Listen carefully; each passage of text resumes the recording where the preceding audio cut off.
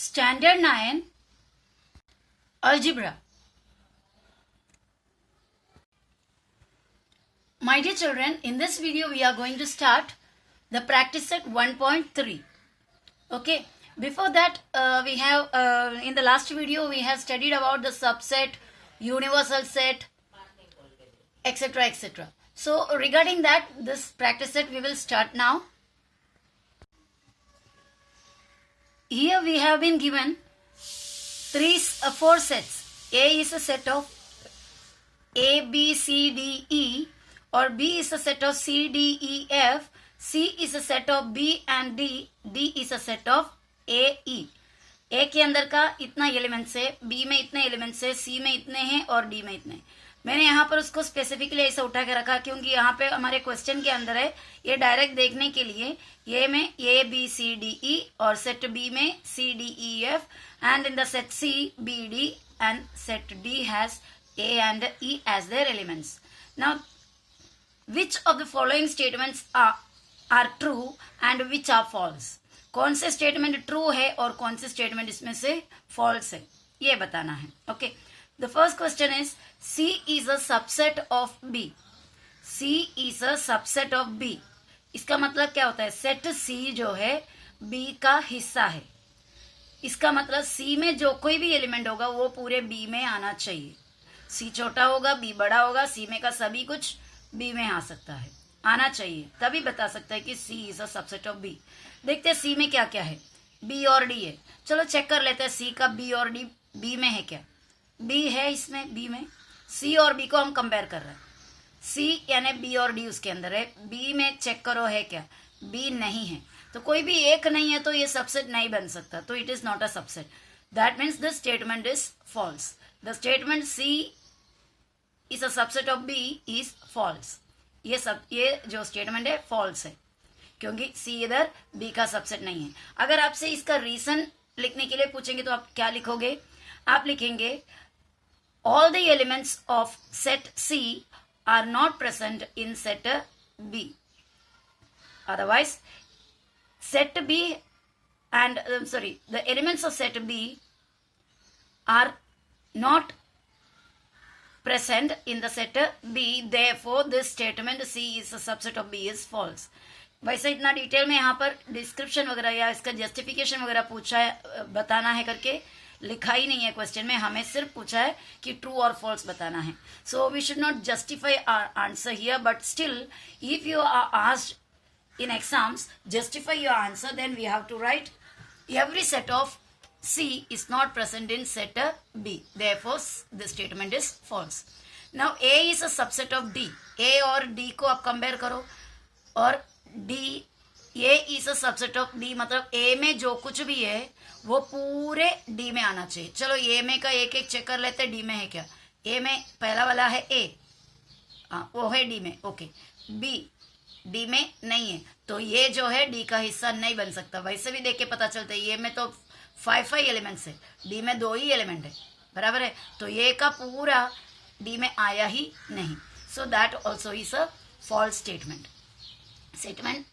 The statement A is a subset of D is false. Now next question, D is a subset of B. D is a subset of B. D जो है उसके अंदर का सभी कुछ B में है. D is a part of B. Check करते हैं D और B को कंपेयर करो. D is a part of B बोल रहा है. D में A है, देखो A में A है क्या, B में नहीं है, तो D is not a part of B. So it is not a subset.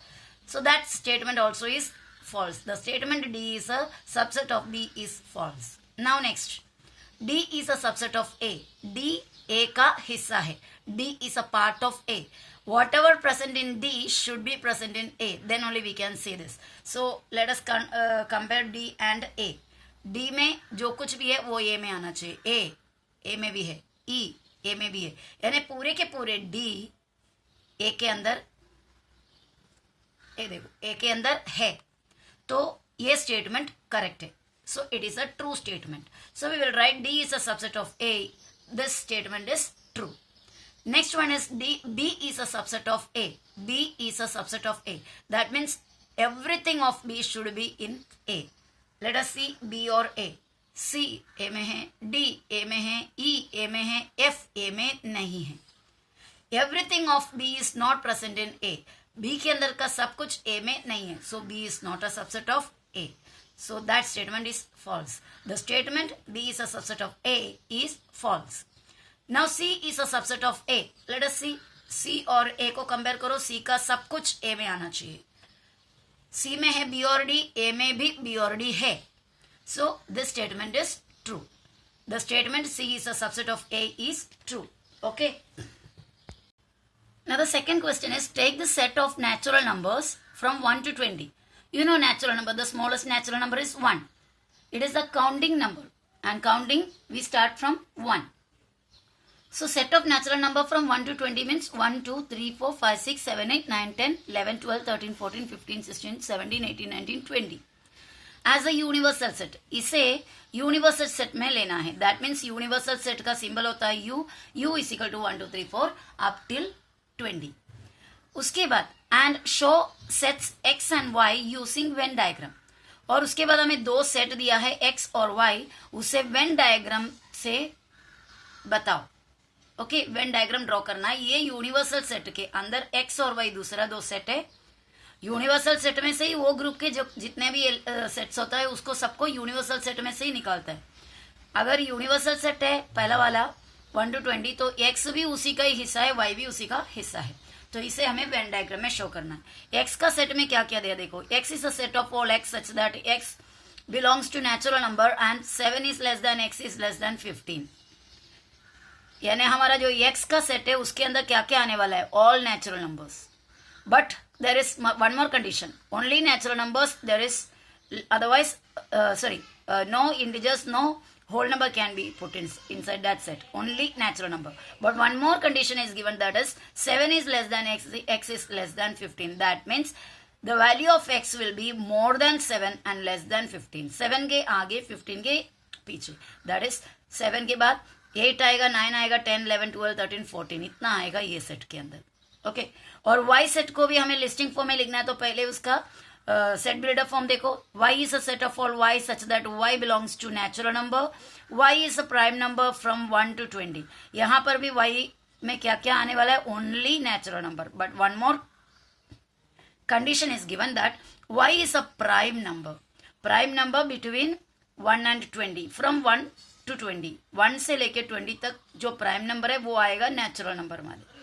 Prime number भी आपको मैंने एक्सप्लेन किया था in the beginning of the lesson.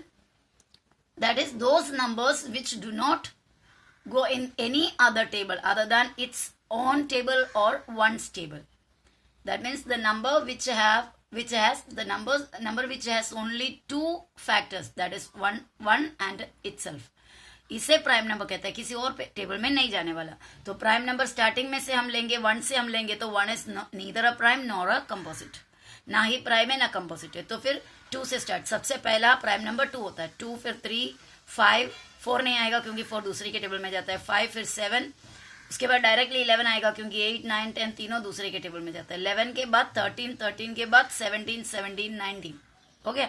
इतना है ये सेट में, इतना आएंगे. चलो फिर हम ये वेन डायग्राम बनाने से पहले हमें इसे जो सेट बिल्डर फॉर्म में से हमको लिस्टिंग फॉर्म में करना पड़ता है. ज्यादातर सभी कैलकुलेशन को हमें सेट को कौन से मेथड से लिखना पड़ता है, सेट बिल्डर में से या कोई भी मेथड से. ऐसे सादा डिस्क्रिप्शन भी दिया है तो भी उसमें उसी को सभी को किस में कन्वर्ट करना पड़ता है, लिस्टिंग फॉर्म में कन्वर्ट करना पड़ता है. क्योंकि लिस्टिंग फॉर्म ही ऐसा एक फॉर्म है जिसमें हम क्लियरली सब कुछ देख सकते हैं. ओके. तो हमने पहले यू को बनाया. यू में क्या क्या हमें मिलने वाले थे, all the natural number from 1 to 20. तो यूनिवर्सल सेट लिख दिया 1, 2, 3, 4. यहाँ पे डॉट डॉट डाले क्योंकि बहुत ज्यादा लिस्ट है, इसके लिए हम यहाँ पर स्पेस बचाने के लिए डॉट डॉट डॉट डाले और कॉमा डाला, फिर लास्ट वाला 2 लिखे. इसका मतलब 1 से लेके 20 तक. और एक्स में क्या बोले थे हमें, 7 से आगे 15 से पीछे. तो 8, 9, 10, 11, 12, 13, 14.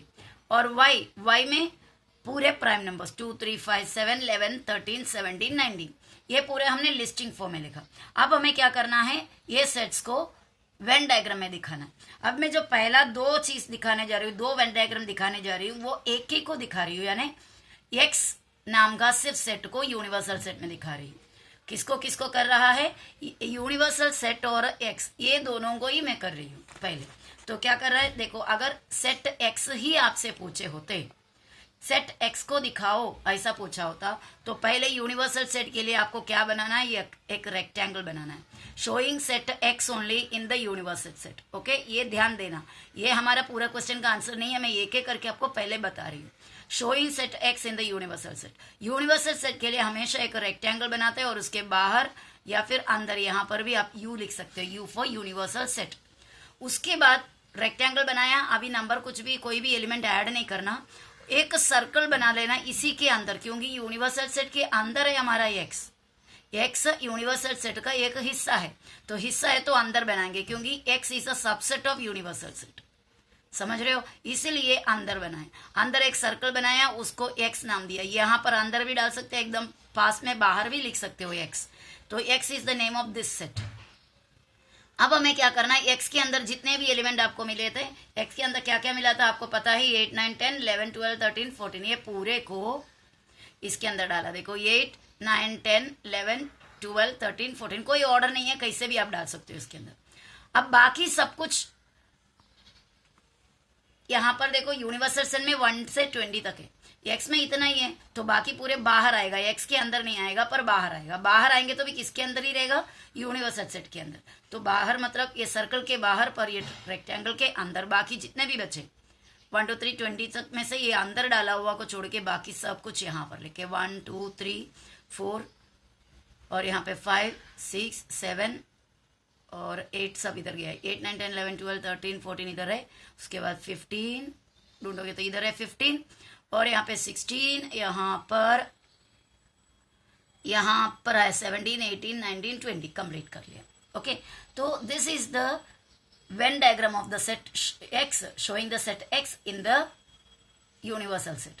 अगर आपसे सिर्फ y पूछे होते तो आप इस तरह बनाएंगे, ये देखो ये showing set y in the universal set, क्योंकि y is a subset of universal set.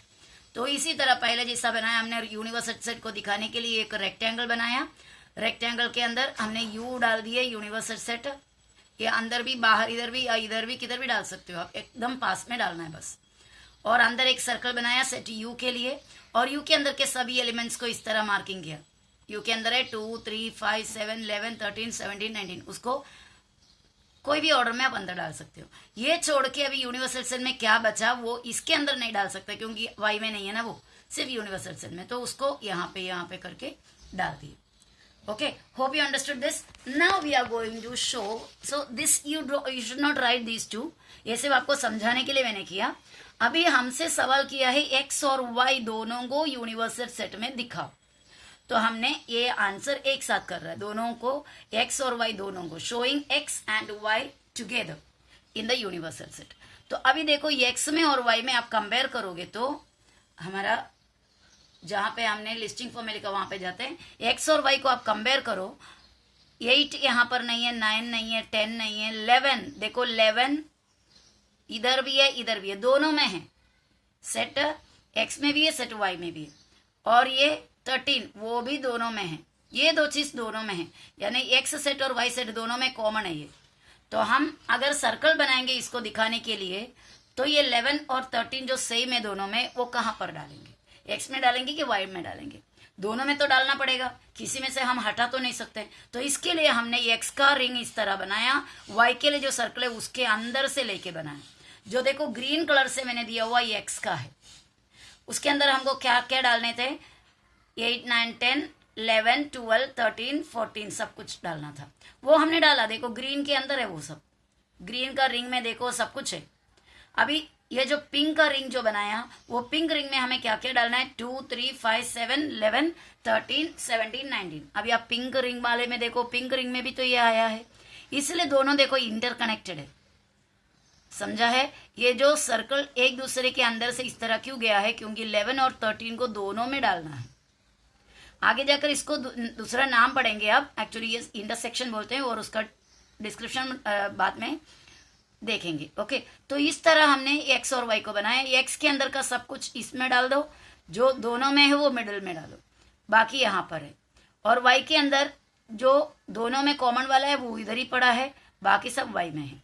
ये पूरा चले जाने के बाद अभी यूनिवर्सल में जो बचा है यूनिवर्सल सेट के अंदर वो बाहर डाला। Okay, is it clear? So this is the answer of our question, x और y को यूनिवर्सल सेट में दिखाना। Okay, so my students, I am stopping here this much only in this video. We'll come back with the next video and we'll continue the same exercise in that. Hope you understood everything. Love you all. Bye.